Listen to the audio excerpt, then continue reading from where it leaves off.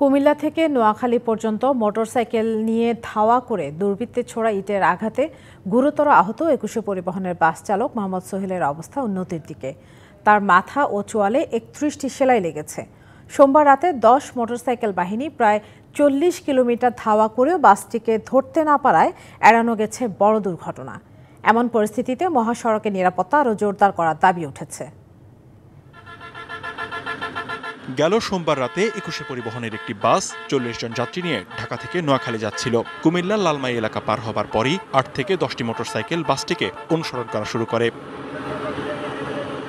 নম্বর প্লেটবিহীন মোটরসাইকেলে থাকা দুর্বৃত্তরা বাসটির সামনে ও পেছনে থেকে ধাওয়া শুরু করলে টের পেয়ে চালক গাড়ি না থামিয়ে দ্রুত চালানো শুরু করে। আতঙ্কিত হয়ে যায় যাত্রীরা।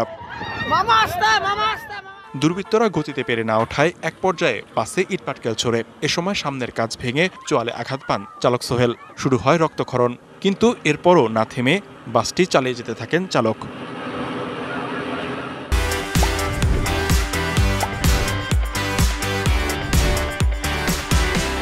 প্রায় ৪০ কিলোমিটার এভাবে ধাওয়া খেয়ে বাসটি নোয়াখালীর মাইজদির সুধারাম থানার সামনে গিয়ে থামে। পরে আহত বাস চালক অজ্ঞান হয়ে গেলে তাকে হাসপাতালে নিয়ে যাওয়া হয়।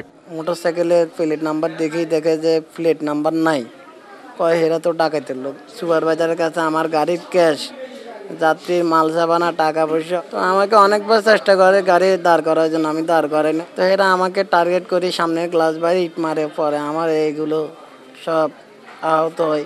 কিছুক্ষণ পর ওনার বাইটাসগুলো দেখতেছি, ওনার বাইটাসগুলো এখনো ভালো আছে, বাট ওনার হচ্ছে ম্যান্ডিবল যেহেতু ফ্র্যাকচার হয়েছে, এটার কতটুকু, এটার কনসিকুয়েন্স কি, এটা হচ্ছে কালকে স্যার এসে আমাদের জানাবেন। মহাসড়কের নিরাপত্তা আরও জোরদার করার দাবি আহত চালকের স্বজনদের। প্রশাসনের কাছে একটাই দাবি যে প্রত্যেকটা রুটে গভীর নিরাপত্তা রাখা হোক, রাত বিরাত মানুষের জীবন মান রক্ষা করা হোক।